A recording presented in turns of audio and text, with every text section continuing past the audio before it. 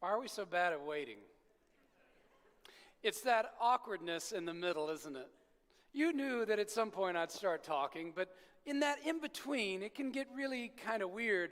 We don't do well with that space in between where we are and where we want to get to. And God knows this about us, of course, and it's just part of our human nature. We're sort of terrible in that middle space.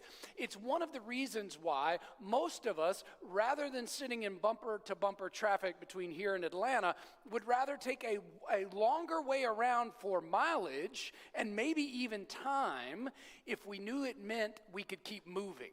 Right? That's just in us. Like we are sort of wired that way. Part of that is because we feel like we're more in control, right? We're going to talk about that all through this series of waiting on God through this month. What does it look like to wait on God? Why should we? And today specifically, how do we learn to worship God in the middle, in that season of waiting? Like I say, most of us are pretty bad at waiting, and a lot of people study this. There was an article in the New York Times that talked about this issue with an airport in Houston. They had seen in their airport, they were getting so many complaints from people that were waiting on their bag at baggage claim.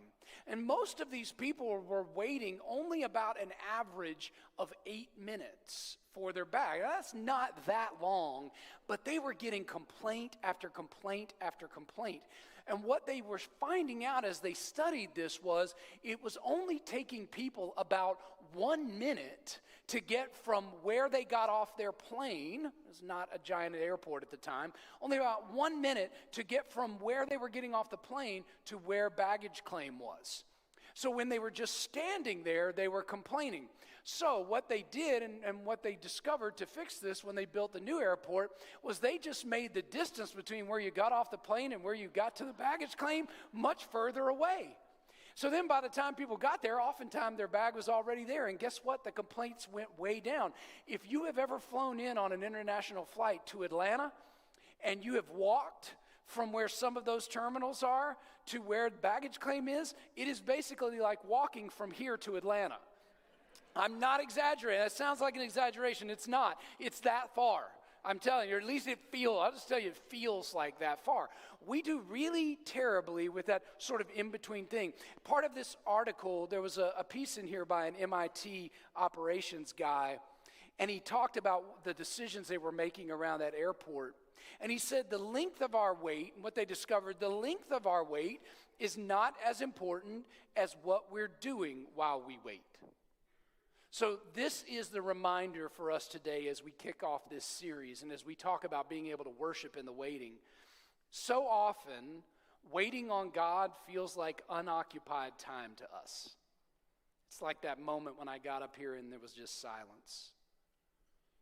We wait, but we can't really see what's going on behind the scenes of our life and what's going on in the working of God.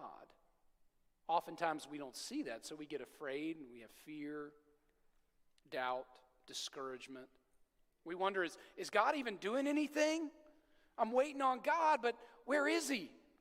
Well, let me illustrate this another way. I feel like we need a football illustration since it's Super Bowl Sunday, so Charlotte's going to come help me. Charlotte, come here. You guys, this is my daughter, Charlotte. Little hand for Charlotte being brave to walk up here. Awesome. May have that football. So we understand in football, even if you hate football, this will be a very short football illustration, so don't worry, you'll survive.